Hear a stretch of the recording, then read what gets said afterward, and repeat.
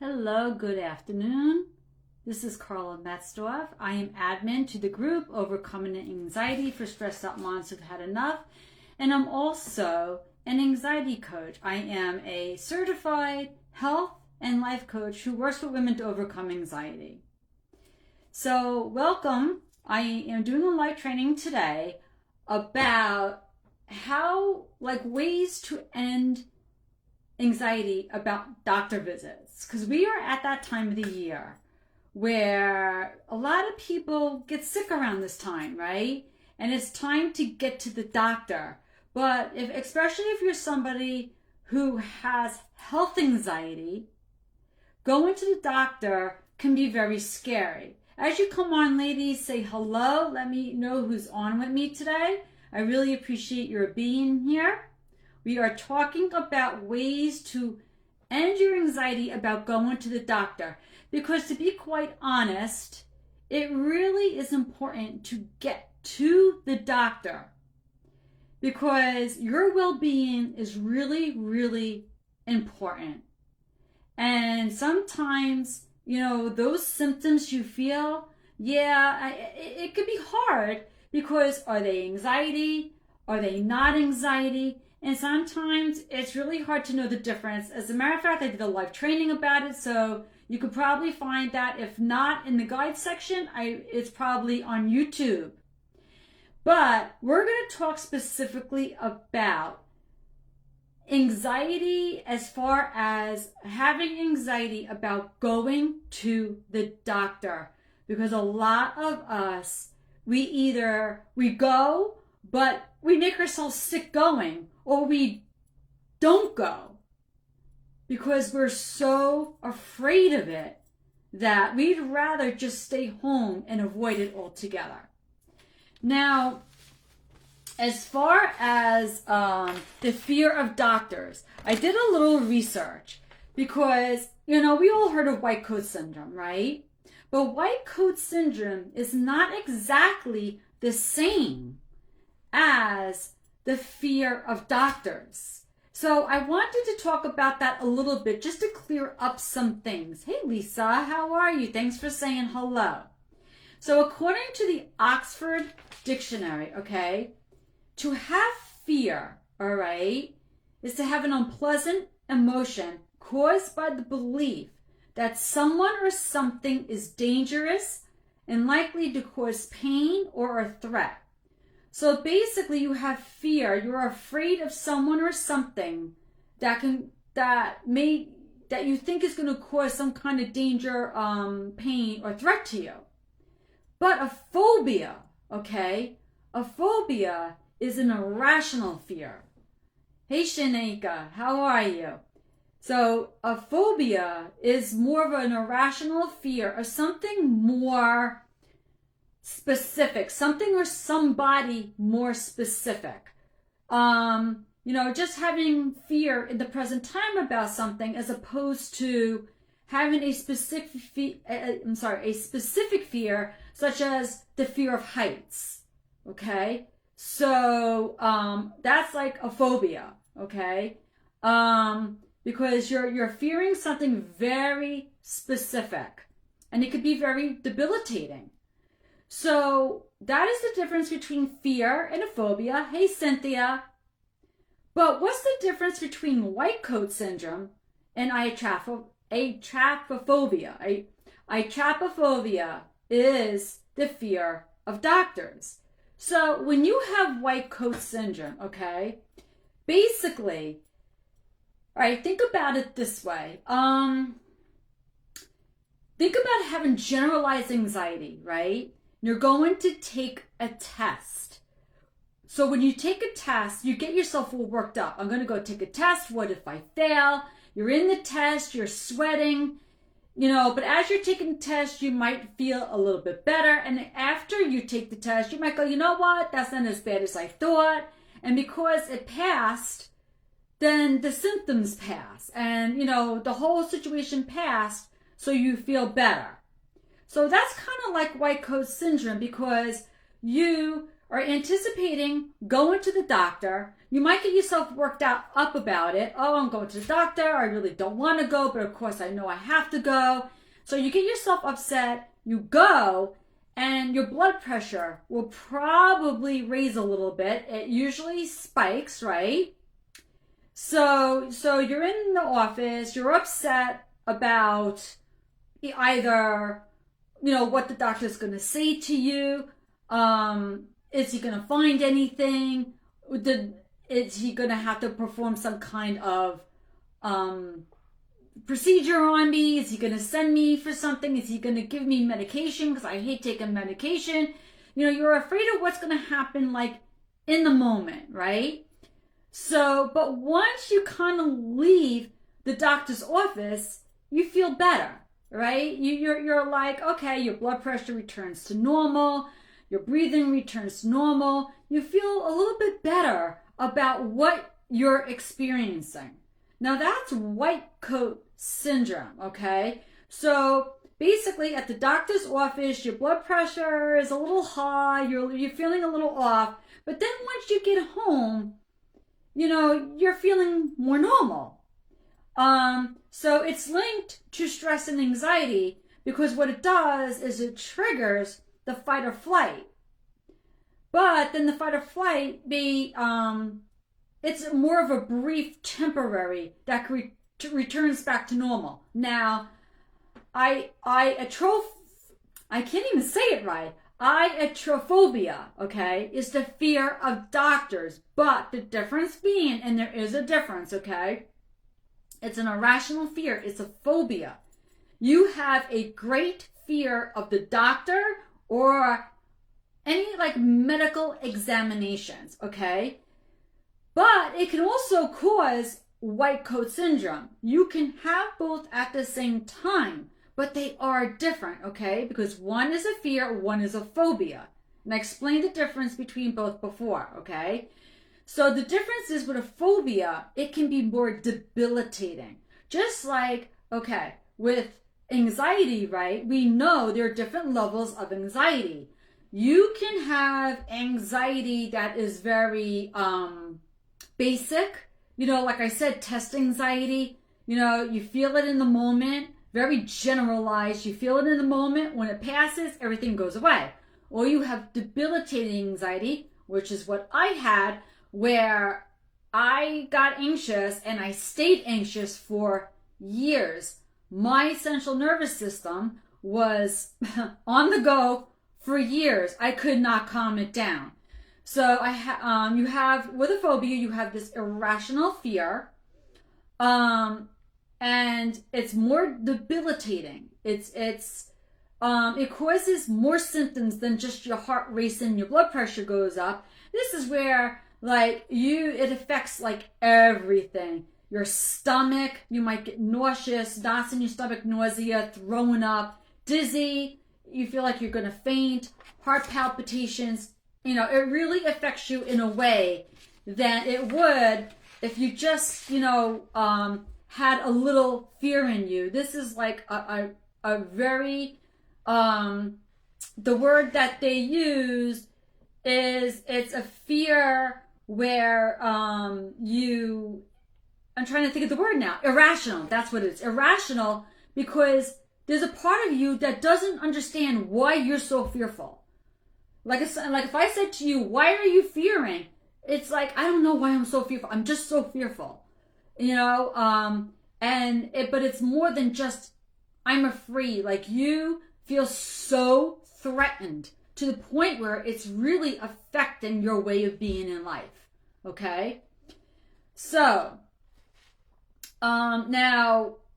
so like I said before, one can lead to another, but they're not the same thing, okay? Why can't I say this? I said it so great when I was off camera. Iatrophobia, okay? You experience the high blood pressure due to fear, while white coat syndrome, you may not have a full phobia. It's not, so you're not really having panic attacks or anything. It's just generalized anxiety. You experience the symptoms of white coat syndrome, but without you experience the symptoms, but without the intense fear that you feel with the phobia, if that makes sense. So let's say you go to the doctor, okay? Some parts of the examination you'll be okay with. Like, you're okay if they take a stethoscope and put it to your heart. You're okay if they take your temperature or they check your oxygen levels. But the moment they take your blood pressure, you think your world's going to come to an end.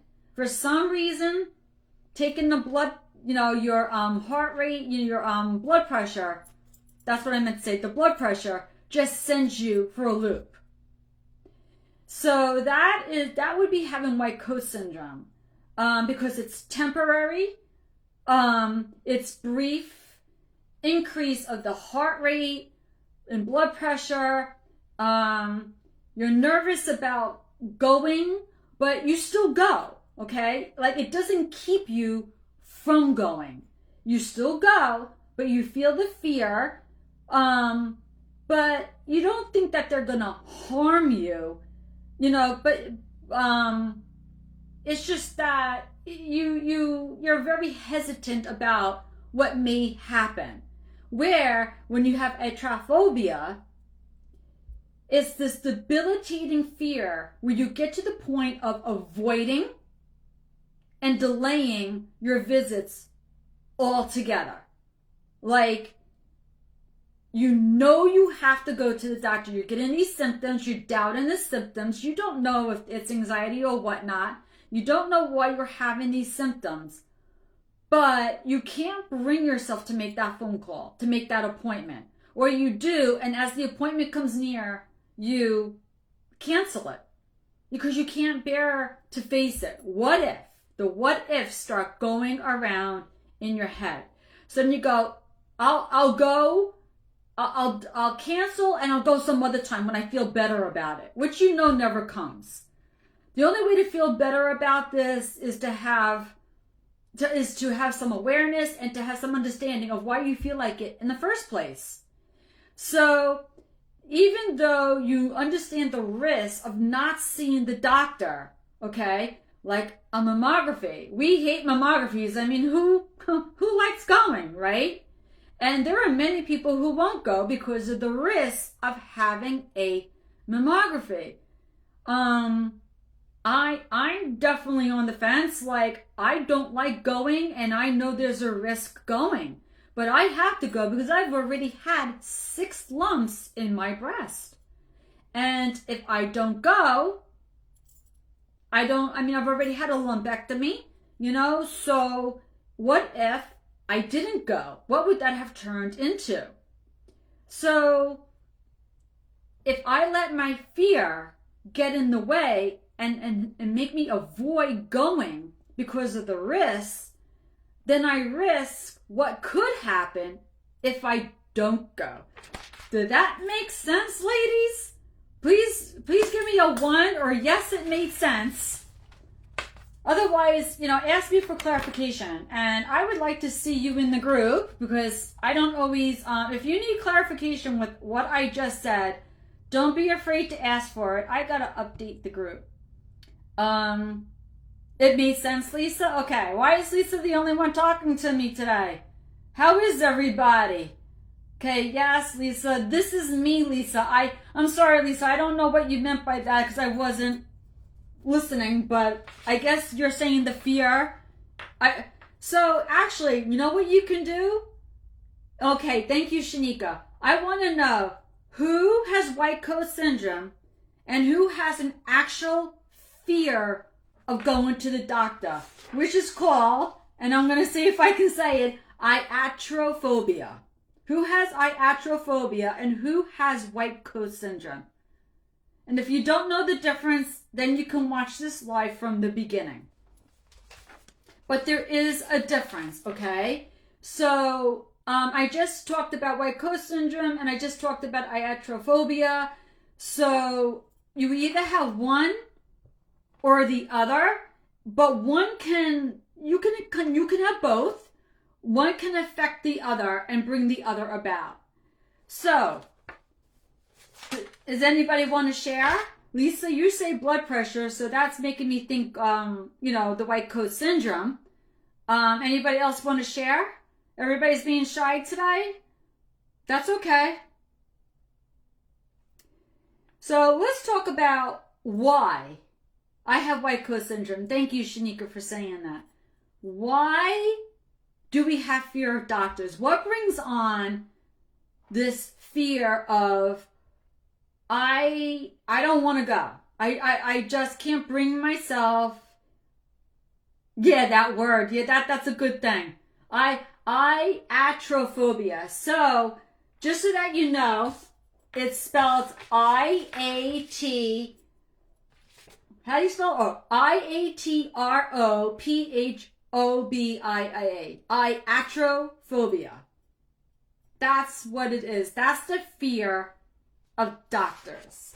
Whereas white coat it's a fear of like the medical procedure, like in the moment, okay? It's not as debilitating, okay?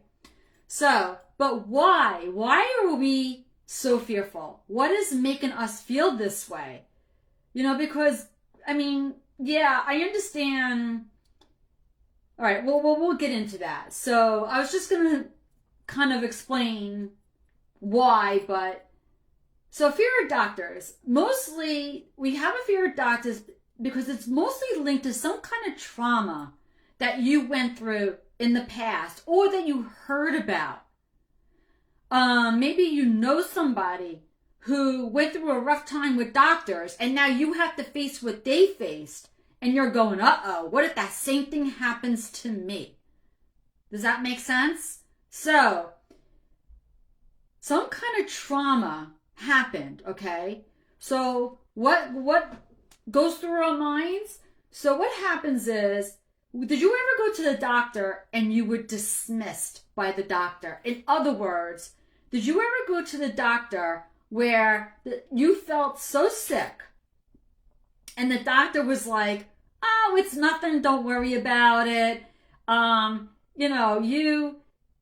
It's probably your hormones, because as women, this is what we're told a lot.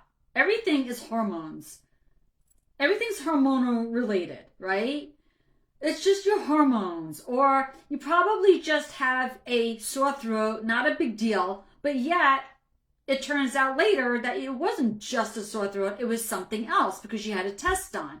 Like they blow off what you're feeling and they're trying to play down. Or a couple of times, Shanika, or what they're doing is they're telling you it's just anxiety, where it's more than anxiety. See, that was a fear of mine because I got to know really well the difference between what was anxiety and what wasn't anxiety. So my fear started to be like, if I go to the doctor, is he going to even believe me that what I'm feeling is what I say? Or is he going to go, oh, it's just anxiety? Because he knows I have anxiety. Can you relate to that? Does anybody else ever feel that way when they go to the doctor? What if he just tells me it's just anxiety because he knows I have anxiety, right? So that's a true fear, that you're going to be dismissed, that the doctor's not going to take you seriously. Yeah. Okay, Lisa. Anybody else? No? Okay. The other thing is being misdiagnosed. We tend to get fearful because of maybe a misdiagnosis, where you misdiagnosed with somebody that you know misdiagnosed, and you say, what if I'm misdiagnosed? So now, since you were misdiagnosed, every time you go to the doctor, you're like, do I believe him or her? Did they tell me the right thing?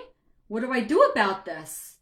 So when it comes to misdiagnosis, I really, when I go, I can't explain what's the problem.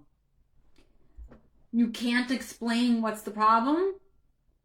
Well, I have a suggestion for that, but we'll get to that in a minute. So So, misdiagnosis. My recommendation is before you go, okay, you always hear me say awareness. Awareness is key, right? You can't change, you can't help what you don't know. But you might say, but that's what the doctor's for. But if you're somebody who is afraid of being misdiagnosed, don't go to the doctor with no knowledge, with no awareness of what it is that's going on in your body. First of all, know yourself, know your body. Nobody should know your body better than you do. I remember going to the doctor once complaining of my stomach, and he's like, oh, it's not that, it's your anxiety. So not only did he blow me off, okay, he was trying, I was misdiagnosed. So after that, I didn't trust him anymore, and I took matters into my own hands, and I actually cured myself. So, if you know your body, if you understand that body, that temple of the Holy Spirit that you have, okay, that body that God gave you, all right, you know how it feels when it's normal, all right? It's not normal to feel 100% one day and the next day you're in pain. You're over holding your stomach in pain, or you're throwing up, or it's so. Know your body and understand, what is it that I ate? Did I watch something that triggered me? Did somebody say something that triggered me? I'm not just talking about anxiety here. We're talking about what could it be that this symptom is. Understand your symptoms, okay? Is it anxiety? Maybe you don't know, so that's why you're going to the doctor. But you don't want to be dismissed. You don't want to be misdiagnosed.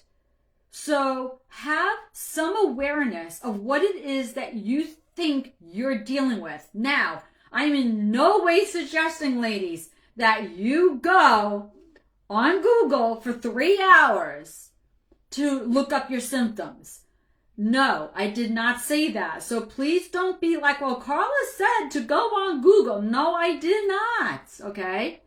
What I'm saying is it okay to have an understanding of what you're experiencing by maybe doing a little research, okay? Like, set a timer. I'm going to go look in a book, or I'm going to call somebody, or even go on Google for 5-10 minutes and see what 1 or 2 sites say about this symptom. So I don't go to the doctor blindly. Does that make sense, ladies? I suffer from health anxiety and I'm terrified of going to the doctor. Wait a minute. I think that meant feel like they're going to tell me I have a terminal disease. I've had blood work and everything is good. Okay. That's very typical, Hilda, but thank you for sharing that. So I'm kind of going over why we go to the doctor and some things you could do to make that better, to deal with that situation better. So when it comes to being dismissed or being misdiagnosed, my recommendation is don't ever go to the doctor blindly. If you think you're feeling a certain way, have a reason why you think you feel that way. So that when the doctor says, it's not that, it's this. And you go, yeah, but I don't know because I did some research and the research says this. And I really feel that you have to know your body. So know your body, do research. Google scares me. It's always worst case scenario. Yeah, Michelle, that's true. Because on Google, they have to tell you the worst case scenarios. It's like medication. When you pick up the medications and the medications tells you every single side effect you can get, they have to cover their butts. Or then you see the things on TV, there's commercials that say, take this medication, but they give you every single thing that could go wrong, right? But then they make it sound like taking the medication is worse than the actual thing you're suffering from, that you need the medication for, right? So I can understand why we're all living in such fear. That makes sense, right? But it's okay to look it up and to grow into some awareness, because you never want to go to the doctor totally blind, not understanding what it is you're experiencing and why. Because you just never know. The doctors are not God.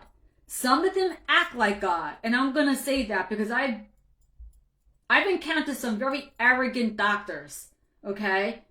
They don't have God in their heart. And they act like God. Like, listen to me, or if, or, you know? And let me tell you, I've gotten really good at being my own, advocate. And that's another thing I'm going to recommend to you. Be your own advocate.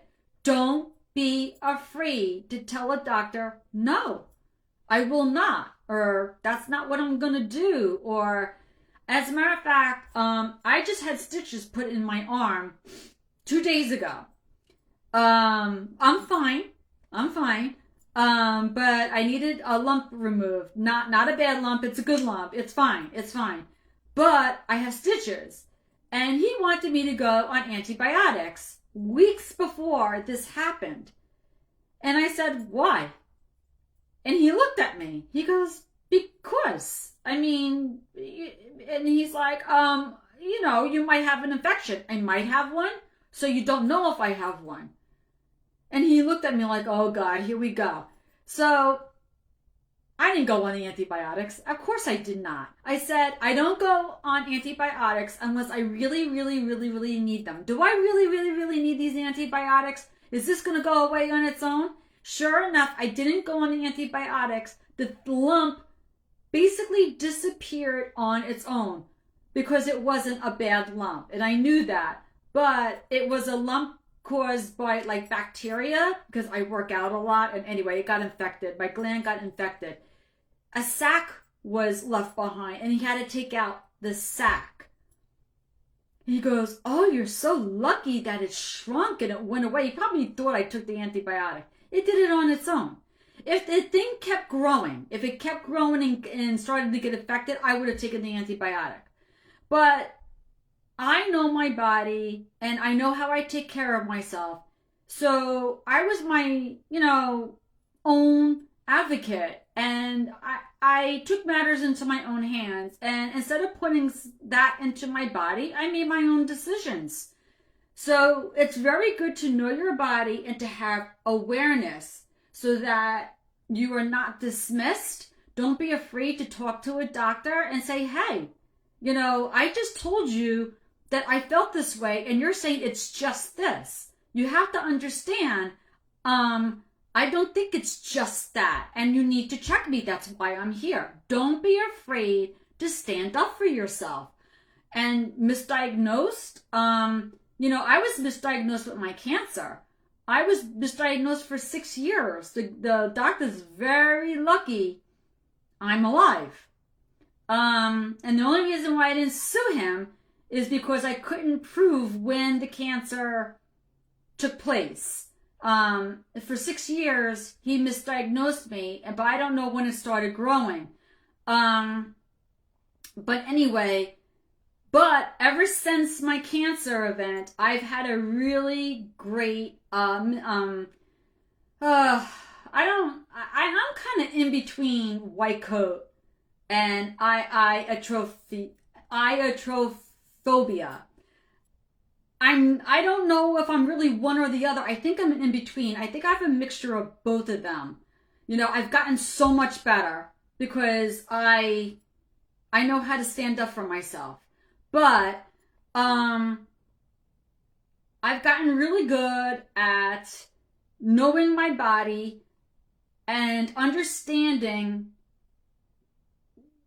that I have to go there with awareness, and that alone has helped me to not be misdiagnosed. So another thing that puts us in fear, okay, we're afraid of getting wrong treatments. So what I just said about my antibiotics, okay, knowing your facts, understanding what you have. So if you know you have the flu You think you have the flu, okay? I feel terrible. It feels like I have the flu.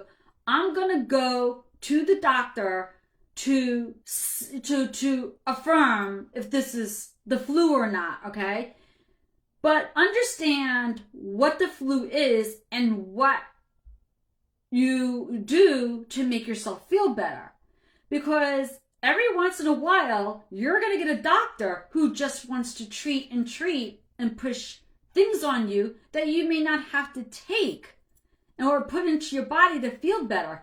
It's what the drug company, and I don't want to get myself in trouble here, but the drug company may push on the doctor to push on you.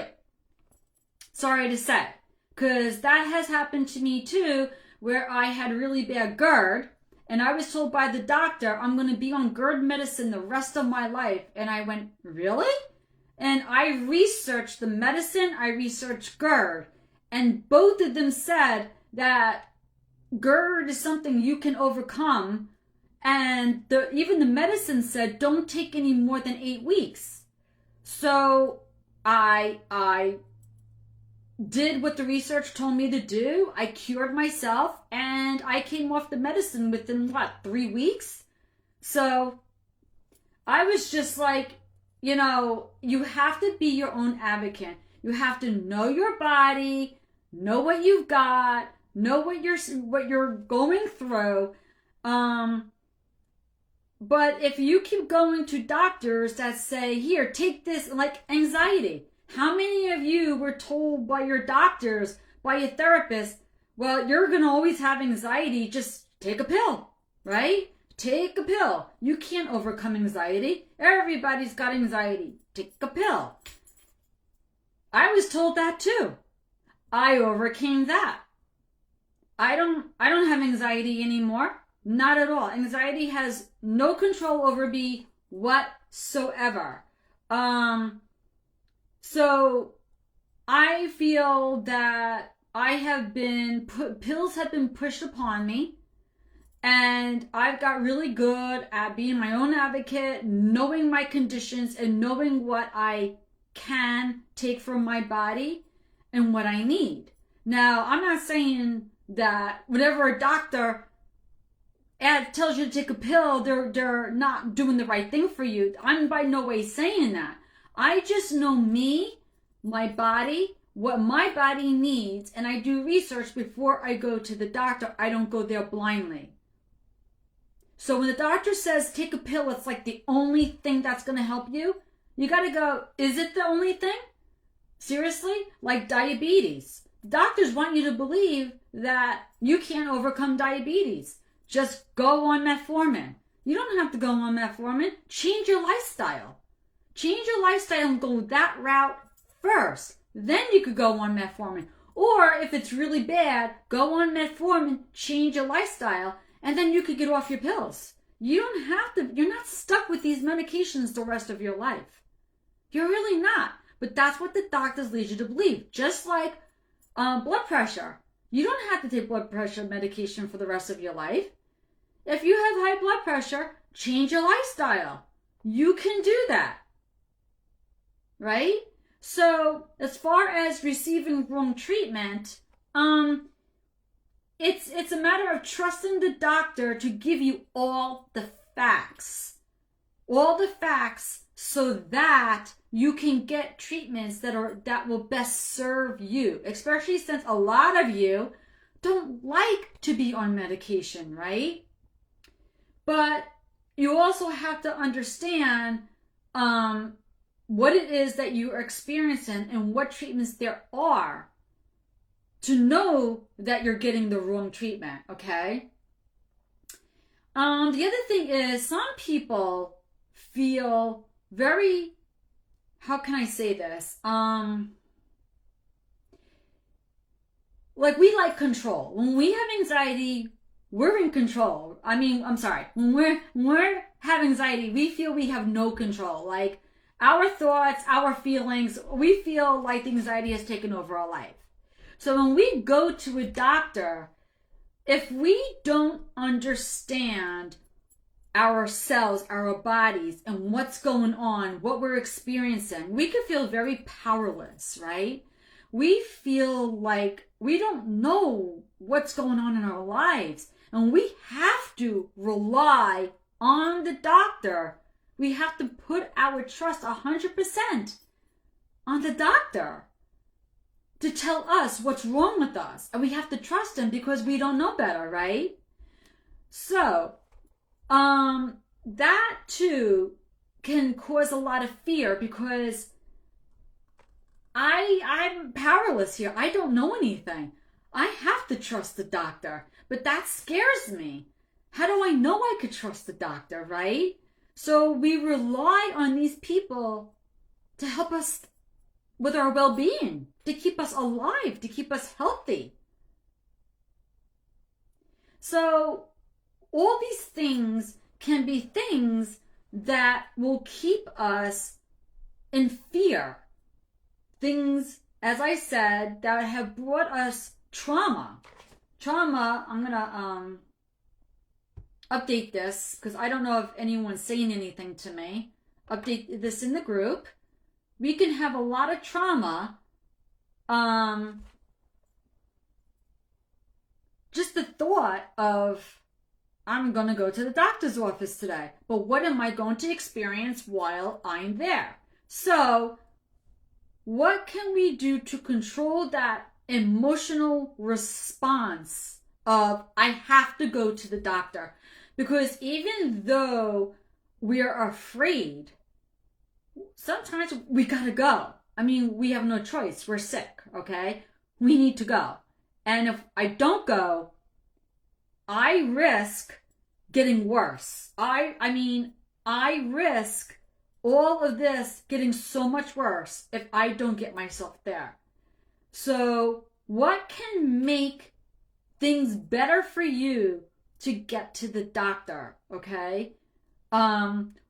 Regardless if it's white coat or if you have Iatrophobia. I think I said that better this time. Okay. So, number one is, schedule your appointment, okay? Of course you have to schedule the appointment. Now, what's going to keep you is your fear, right? From scheduling that appointment. So you have to balance those pros and cons, right? Of, if I go to the doctor, what am I afraid of?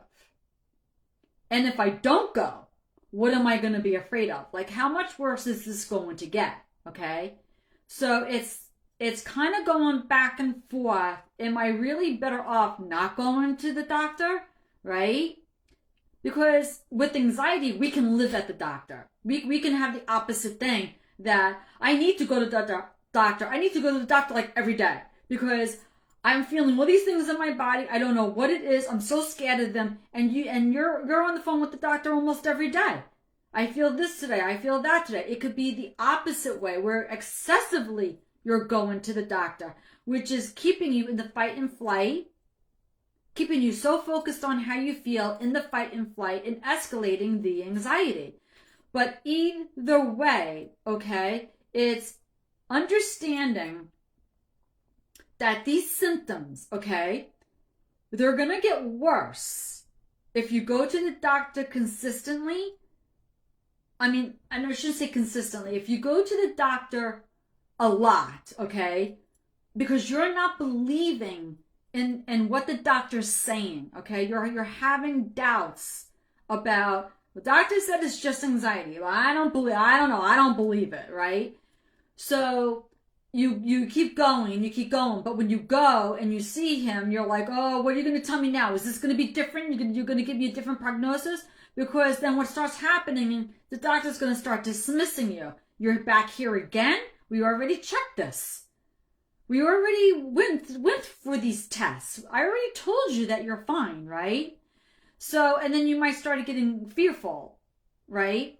So, what becomes necessary is understanding that no matter which way you go, whether it's excessive or whether you start avoiding, okay, those symptoms, okay, are going to get worse because you're either adding more fear because you're not believing and trusting, or you're adding fear because you're avoiding. Either way, you're keeping yourself in that anxiety cycle. Does that make sense, ladies?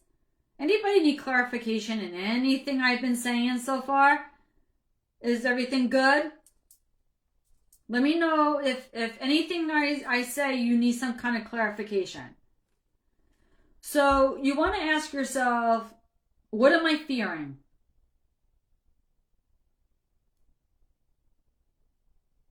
Yes, Shanika, yes. What does that mean? You need clarification, and what do you need clarification of? Because I'm not going to go through the whole live again. So I just want to know what specifically you need clarification of.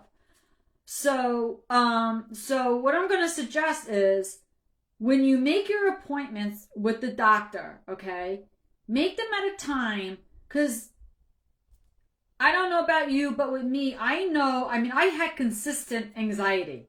When my anxiety, oh, you get what I'm saying. Great. That's great. Okay, thank you. When I had anxiety, my anxiety was, I was always anxious, but I had spikes. Like sometimes the morning was bad, and then I would taper off in the afternoon, and then as I was going to bed, it would get bad again. So I would say, always try to go to the doctor when your anxiety is low, when you're feeling less anxious, when you feel more in control. Does that make sense? So that's pro tip number 1, okay? Pro tip number 2 is when you're making the appointment, when you're thinking about going, do some breathing, okay? Or even when you do go, do some breathing. There is a breathing technique that has been proven, and I've used it, and I've heard it. It works for so many people. The 4-7-8, where you breathe in 4, you hold for 7, and you let out 8. It slows everything down because you are anticipating, right? You're anticipating going to the doctor. So your blood pressure is going to raise a little bit. Your heart rate might raise a little bit too, you know. So they usually go hand in hand. And you want to slow everything down, okay? So breathing is very important just to keep everything slow, nice, and easy. Now, nobody knows that you're doing it. You could be in the waiting room, just breathing. Close your eyes and breathe. The other thing you could be doing, okay, is visualization.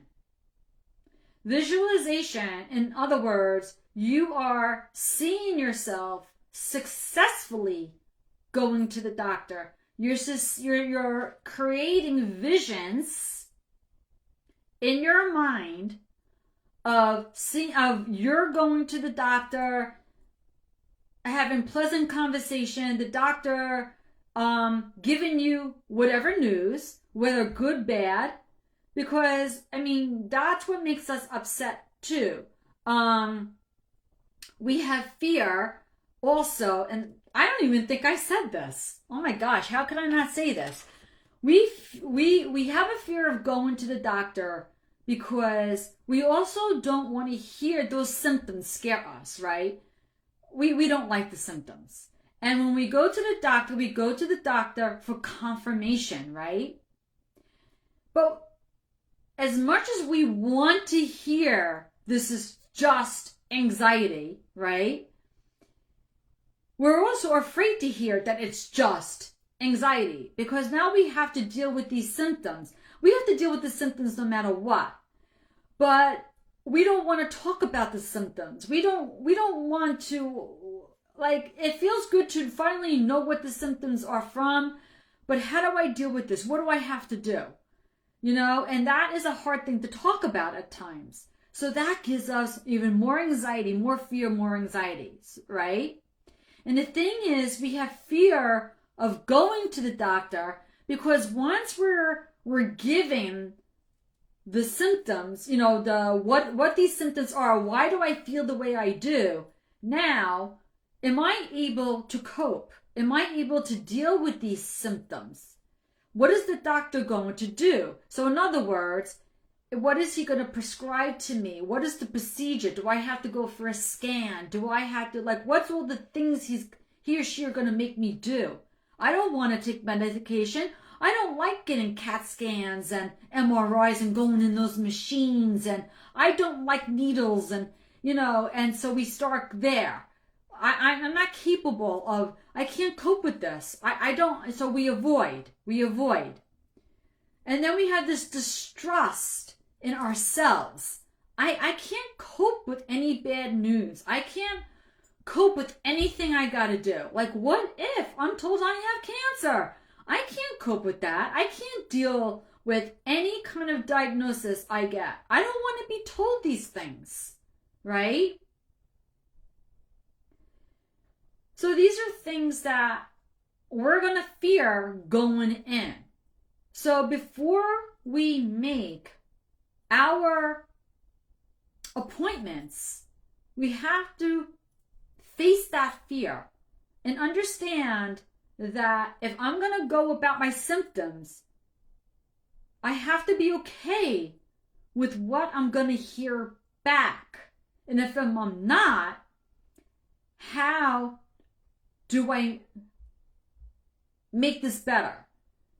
I have to learn how to be calm and, what is going to make me feel better. So I was talking about breathing and visualization.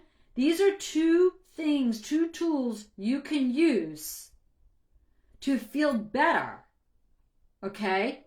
So how do we feel better with a diagnosis? Well, I'm talking about that right now, Shanika.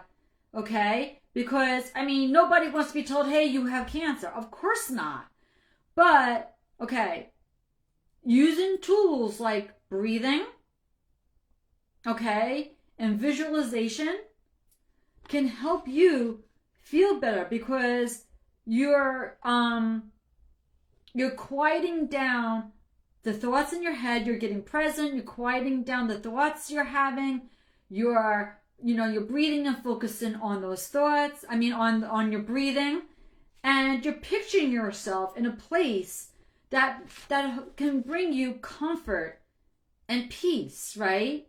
And also, another thing that can help is bringing a friend, a loved one, somebody who can comfort you.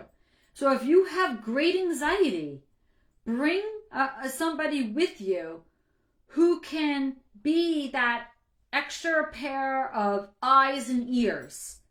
Because when you're emotional, you're not really listening, right? You're just, okay, you're like bracing yourself for this visit. Okay, he's going to come in. They're going to come in any minute. And you're so focused on how you feel and the expectation of the visit that you're not focused on, checking in and waiting in the waiting room and what the nurse is telling you and this and that and what the doctor's going to tell you. So maybe bringing somebody with you that you can trust to keep you calm, okay, would be something that you can do to help you have a better experience, all right? So, and then while you're there, we talked about breathing. We talked about, the way you talk to yourself. Absolutely. If you're in the waiting room just telling yourself, this is terrible, this is horrible, what if I'm going to go in there and they're going to tell me I need to go on heart pills, or I have diabetes, or what if my blood pressure is through the roof and I have to go on pills, or what if they tell me I need an operation, or what if you're what ifing yourself as you're anticipating this doctor visit. So changing the way you talk to yourself, cheerleading yourself on, empowering yourself. Because we think we can't cope. We can't deal. But what leads you to believe that? Who says you can't cope? Who says you can't deal? Just like I always hear, I can't cope with this anxiety. But yet, you've been coping with it for how long? It's not that you can't cope, you just don't want to, which is understandable. But ladies, trust me when I say, as somebody who is a cancer survivor, who's been told you have the C word, okay? Who's had operations and lumps and bumps removed from her body, you can cope with anything. You are much stronger than you know. So how you talk to yourself is very important. You're going to talk yourself into fear, or you're going to talk yourself out of fear. But only you can really make yourself feel better. All right? Only you can do that. Nobody is going to make yourself feel better. I mean, like, definitely bring support with you. But even somebody being with you, okay, nobody can tell you how to feel. As a matter of fact, I brought my mother with me once, okay? And my mother had more anxiety about my procedure than I did. That she was no support to me. She actually gave me more anxiety. That the next time we went, she said, let me come with you to support you. I said, oh, absolutely not. Absolutely not. I was better off going by myself. And I did. And I was fine. But when she came with me, she actually made me more nervous. Okay? What else could you do? So how you talk to yourself, use affirmations. So this is a way of mentally, emotionally preparing yourself. Oh, and the other thing is, have a conversation with your doctor. I mean, maybe this is a new doctor, or maybe this is a doctor you've been to, but tell the doctor, listen, I get anxious, or you make me anxious. Like, I have fear of you, you know? I don't like coming here and doing your examination and hearing what you have to say, and, you know, all this medical stuff makes me fearful. So, you know, with that said, can, you know, you just have a little compassion, you know, and so, because doctors will talk to you, if they're compassionate, they will talk to you differently than somebody who doesn't have anxiety, because it's not like they've never had a patient before who hasn't had anxiety. Okay? They know that if they're having somebody very, very, very anxious come into their office, they can't just be, okay, hey, well, you have cancer. They have to have a little bit better of a bedside manner and break news a little bit easier. Okay? They got to be a little bit, you know, more special about how they do things with you. Okay? And the other thing, what else can we do? So when you go to your doctor visit, okay, go early. Leave a lot of time. Don't make it that you're late, because being late, you can feel stressed and add more anxiety. So leave with a lot of time. So if your appointment's at 11 and you live a half hour away, don't leave at 10:30. Maybe go at 10:20. Just leave a little bit more time so that you could check in, you could do some breathing and talk to yourself, some visualization, and get yourself in a better place before you actually get into that examination room. Maybe tell the nurse, hey, listen, I'm a little anxious. So can you just tell the doctor that? And listen, ladies, if you need to take a Xanax to get yourself to go to the doctor, it's better than not going at all. The only thing is, okay, I'm not a doctor, okay? The only thing is, make sure if you're going to do that, that it's not going to affect any tests or any examinations that the doctor is going to give you. So, you know, maybe ask the doctor, I get nervous coming to you. Can I take a Xanax before I come? All right? Make sure you have your facts straight before you go. And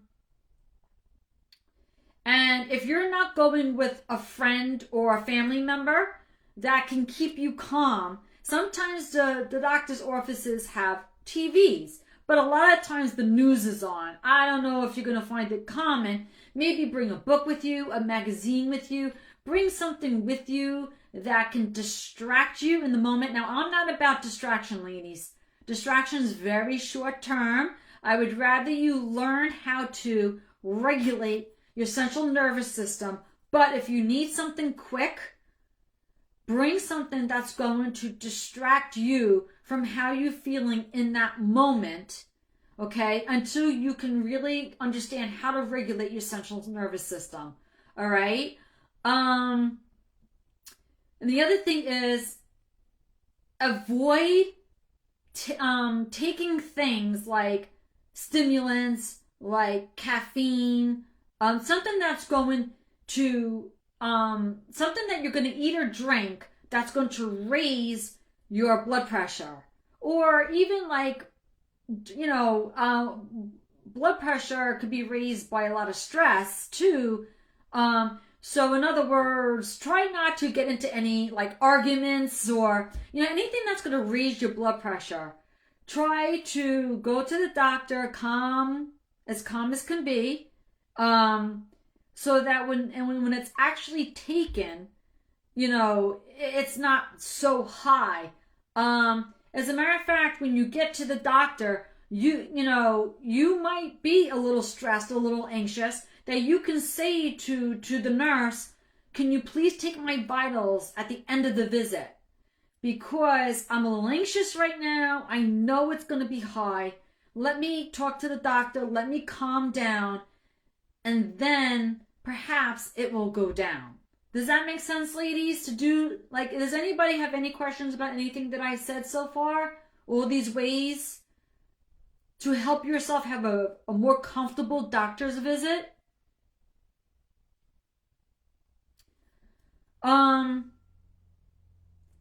And the other thing is, the only other thing I really want to say is be very honest with your doctor, all right?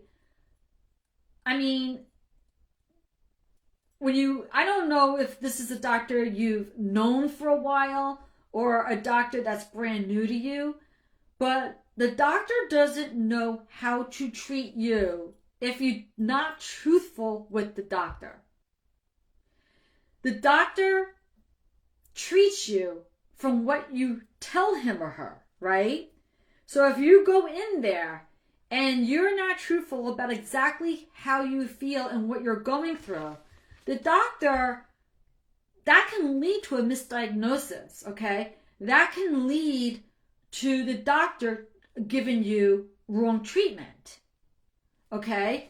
And then the doctor's just going to come back and say, well, you didn't tell me that you were feeling this way. You didn't tell me that this was one of the symptoms, or, you know, so you need to be truthful. Go in there, say you have headaches, you have a stomach ache. I understand you may not want to say right away you have anxiety because you want to see what the doctor is going to say about your stomach ache, because we don't want the doctor to be like, oh, well, of course you have a stomach ache, you have anxiety, you know. Let the doctor, you know, so what I would do is I would go in and say, listen, I'm having stomach aches, and I just want to make sure of what's causing these stomach aches and see where the question starts going. You know, and sometimes the doctor would be like, well, what is it that you've been going through? Have you been stressed out? What are you eating? What are you... So, you know, so then there's a good time to say, well, I have been experiencing some anxiety. And the next question should be, what tells you you have anxiety? Okay? So does anybody need clarity on anything I said? Have any questions about anything I said? Fear of going to the doctor. I talked about ways to overcome those fears, to stop those fears. And hopefully you can practice those things that I said. I don't see anybody. Let me refresh the group. Let me see if anybody's saying anything. I mean, hopefully these ways can help you to have a better experience at the doctor's office. Oh, wait a minute. My blood pressure is always extremely high in the beginning of the visit, but starts going down once I get the diagnosis. They usually check it before I leave, and I usually let the nurses know I have anxiety and white coat syndrome. Very good, Kathy, and I dread these visits so much and usually think of worst case. Well, that's great, but that's what I'm talking about, Kathy. I don't know if you're still on with me, Kathy, but that is exactly what I said. You know, you be truthful. I have anxiety. Have your blood pressure taken in the beginning and at the end. Let them know that things are going to change because you give me some anxiety, you know? And I mean, actually, it's weird because I don't have high blood pressure at all. But for the first time, I went to a doctor and my blood pressure was like 136. And I'm going, me? 136? I'm calm as a cucumber. What are you talking about? 5 minutes later, the doctor comes in and he goes, how are you? I said, not happy. And he's like, why? I said, your nurse just took my blood pressure and told me 136. He took my blood pressure and said, it says 112. And I said, I if anything, I got more agitated after the taking of the blood pressure. So I don't know how it went down so much in those couple minutes, but okay. So, you know, I mean, if you, like I said, you have to be your own advocate, ladies.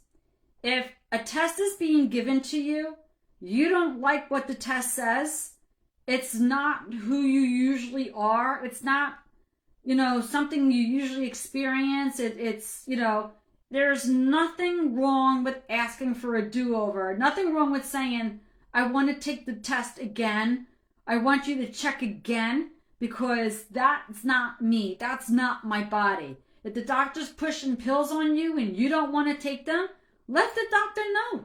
Say, listen, I understand in these 10, 15 minutes we have together, this is the quick fix, but I want to understand how to overcome this.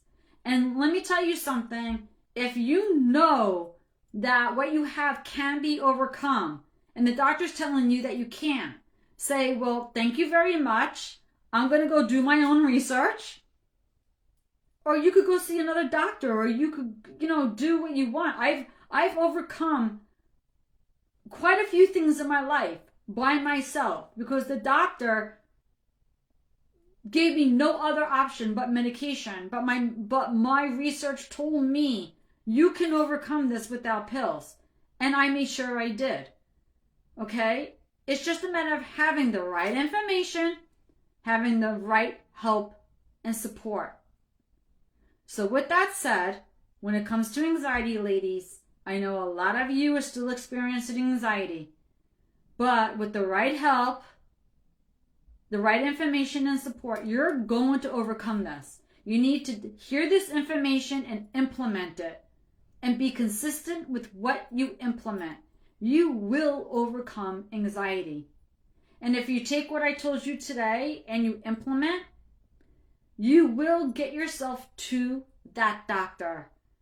Going to the doctor is necessary if you're having persistent symptoms that don't go away regardless of what you do. And I understand your fear can keep you from going, but you have to weigh it out. If I don't go, what's going to be more fearful? The fact that I'm having these symptoms is fearful, but what am I going to start experiencing if I don't go? So you have to ask yourself these questions. You have to understand the sensations will not always go away by themselves. Some, that's not always anxiety. So if they're not going to wait, you have to visit the doctor. And yes, it may be uncomfortable, but all the things that I mentioned will help you have a better experience at the doctor.